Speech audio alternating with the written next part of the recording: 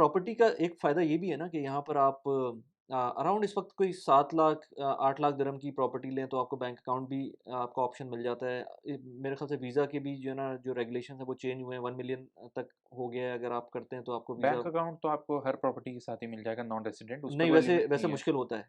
मैं मुश्किल होता मुश्किल है, हो जाता है कभी-कभी अगर मैंने आपकी भी थोड़ी कम खोला। की प्रॉपर्टी हो ना, हाँ, तो बेहतर ये है कि लोग रिकमेंड ये करते हैं कि 7 लाख तक की प्रॉपर्टी हो, मेरी ताकि तो आपको इन्वेस्टर वीज़ा मिल मेरा जाए। तो स्टूडियो कम का ही है, तो फिर भी मुझे हाँ, मिल गया लेकिन अकाउंट आपको तो सैलरी। आपकी जॉब की वजह से मिला है ना? हाँ, जॉब भी थी मेरी, तो हाँ, नहीं, लेकिन नहीं जॉब नहीं, मैंने नॉन रेज़िडेंट अकाउंट तब खोल लिया था जब मैं यूएस में था। तो मैंने यूएस से दुबई में इन्वेस्ट किया था, जब मैंने घर लिया था। तो मैंने अच्छा, यूएस की अपनी इनकम दिखाई और दुबई में अपना घर दिखाया, तो फिर तो उससे मेरा बैंक अकाउंट अकाउंट खुल खुल गया था? गया। बैंक अकाउंट खुल गया था मेरा उससे? बैंक अकाउंट खुल गया। थोड़ा अच्छा, टाइम लगा, 2-3 हफ्ते लगे, एमिरेट्स एनबीडी में तो वो खोला था। वहाँ रहते हुए खुल गया था या यहाँ आए थे? यहाँ मैं आया था, हाँ, यहाँ मैंने ट्रिप किया था। शो किया था यहाँ पर कि तो मैं मैंने प्रॉपर्टी शो ले किया रहा हूँ। कि मेरे पास प्रॉपर्टी है, उन्होंने एसपीए माँगा, सेल्स परचेज़ एग्रीमेंट। ओके, कौन से बैंक में खुला था अकाउंट? Emirates NBD. चलो यार, ये बहुत बहुत लोग मुझसे पूछते हैं हाँ, कि अगर ये तो बहुत अच्छी बात है, यानी कि हाँ। आपने जिस प्रॉपर्टी को लिया उसकी 15-20% वो डाउन पेमेंट डाउन की होगी, पेमेंट की 20%। उसकी बेसिस पे आपका बैंक अकाउंट खुल गया। उसके बेसिस पे बैंक अकाउंट खुल गया। Right, very good, very good. This हाँ, इज़ अ गुड थिंग कि मुझे पता नहीं था कि इतनी कम वैल्यू के ऊपर भी जो है ना हाँ, बैंक अकाउंट खुल जाता है। हाँ। साथ में वो ये भी चेक करते हैं कि आप क्या जॉब कर रहे हो, आपका बैकग्राउंड क्या है, या आप वहाँ बिज़नेस कर रहे हो यूएस में यूएस में, या अगर या आप कहीं किसी भी और जहाँ भी हो कंट्री आप, हो, ठीक है। तो वो आपका बैकग्राउंड चेक करते हैं सही, कि हाँ। सही। तो फिर अच्छा, वो बैंक अकाउंट खुल गया, तो यहाँ पर वीज़ाज़ की कुछ स्टडी की थी या क्योंकि जॉब का वीज़ा मिल गया तो डायरेक्ट आ गए, या और कोई वीज़ा नहीं, का? मैंने कंसिडर किया था, तो यहाँ पे तो वीज़ा के 2 तरीके होते हैं। हुँ, एक, आप रेज़िडेंस वीज़ा पे आ सकते हो, जिसके लिए कोई कंपनी आपको स्पॉन्सर करे, ठीक है। तो आप आ सकते हो। या दूसरा होता है फ्रीलांस वीज़ा, और फ्रीलांस वीज़ा ऐसा है कि दुबई इंटरनेट सिटी है, शारजा में फ्री ज़ोन है, हुँ, जबल अली में फ्री ज़ोन है, हुँ, रसल खाइमा में फ्री ज़ोन है, तो यहाँ अलग-अलग फ्री ज़ोन्स बने हुए हैं। हुँ, 10 से 12 मेजर फ्री ज़ोन्स हैं। राइट, दुबई सिलिकॉन ओएसिस है, तो कोई भी फ्री ज़ोन से आप एक फ्रीलांसर वीज़ा ले सकते हो। उनसे डायरेक्टली ले सकते हो, या फिर बहुत सारे एजेंसीज़ एंड कंपनीज़ भी हैं जो आपको फ्रीलांस वीज़ा दे देती हैं। या कई कंपनीज़ ऐसा भी कर रही हैं कि वो फ्रीलांस वीज़ा, उनके पास कोटाज़ होते हैं, तो वो सेल कर देती है और आपको एनओसी दे देती है कि आप किसी और के साथ काम करो। ठीक है, सही है। और इसका मैं कॉस्ट भी बता देता हूँ, क्योंकि ये बहुत ही ओपन चीज़ है, जनरल हुँ, है, अवेलेबल है। तो हुँ, अगर आप शारजा या अजमान की तरफ जाएँ, तो आपको 5,000 दिरहम में भी फ्रीलांस वीज़ा 5-6,000 दिरहम में मिल जाएगा। आपको दुबई में लेना है या अबू धाबी में लेना है, तो थोड़ा एक्सपेंसिव है, वही चीज़ 7-8 हज़ार दिरहम की हो जाती है। 2 साल का वीज़ा मिलता है ये, ये 2 साल का है, पहले 3 साल का था, अब 2 साल का हो गया है। राइट।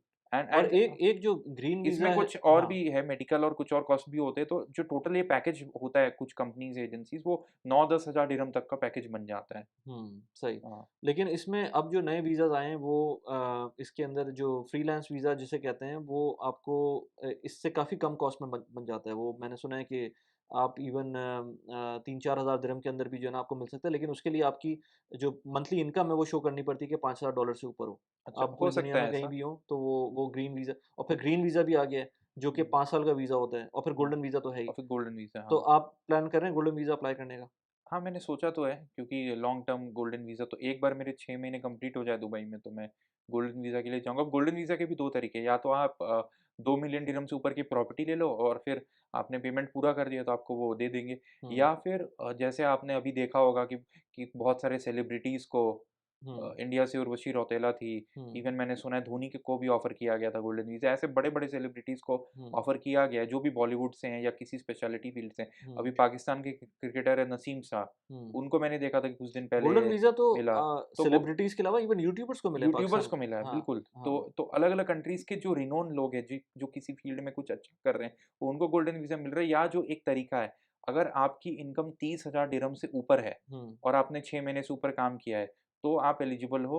चाहे आप डॉक्टर हो, इंजीनियर हो, किसी भी फ़ील्ड में हो, आप अप्लाई कर सकते हो। या फिर अगर आप कोई स्टूडेंट हो हुँ। और आउटस्टैंडिंग। आपकी आउटस्टैंडिंग ग्रेड्स है और आपकी यूनिवर्सिटी की रैंकिंग अच्छी है, हुँ, तो आप उसमें कुछ एज लिमिट है 25 या 30 साल का, वो हुँ, आप चेक कर सकते हो इनकी दुबई गवर्नमेंट की वेबसाइट पे। अगर आप वो क्राइटेरिया फुलफ़िल करते हो और आपको ग्रेजुएट किए हुए से 1 साल से कम या 2 साल से कम हुआ है, तो आप अप्लाई कर सकते हो। सही। इसके अलावा भी इवन इंजीनियर्स को, अगर आप इंजीनियर हैं और आप यूएई में काम कर रहे हैं या पता नहीं काम नहीं भी कर रहे, लेकिन अगर आपकी इंजीनियरिंग डिग्री इक्विवेलेंसी निकल आती है हाँ। यूएई की इक्विवेलेंसी निकल आती है जो कि बहुत आराम से निकल आती है, तो उस केस में भी जो है आपको गोल्डन वीज़ा मिल सकता हाँ, है। इंजीनियर को, डेटा साइंटिस्ट को बहुत सारे डॉक्टर्स स्पेश को भी अलग से दे मिलता रहे है। हैं। तो ये थोड़ा-सा आप वर्किंग करेंगे ना तो आपको ये चीज़ें पता चल जाएँगी कि बिल्कुल। कैसे तो आप करेंगे अप्लाई जैसे ही आपके 6 महीने पूरे होते हैं? क्योंकि 6 महीने का मैं टाइम होता है जो मैं करना चाहूँगा क्योंकि आगे जाके फैमिली हो, वाइफ़ हो, आप अपने वाइफ़ को स्पॉन्सर कर सकते हो, फैमिली को स्पॉन्सर कर सकते हो, हुँ, अपने स्पाउस और वाइफ़ को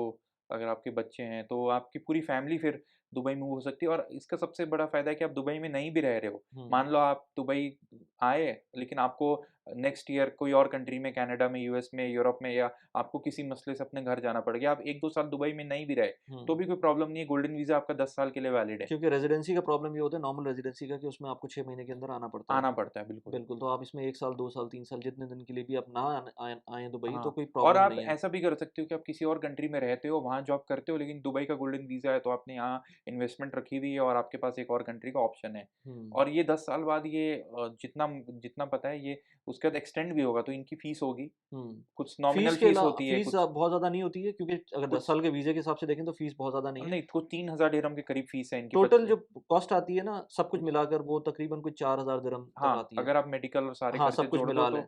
तो तो लेकिन जो रिन्यूअल के टाइम पर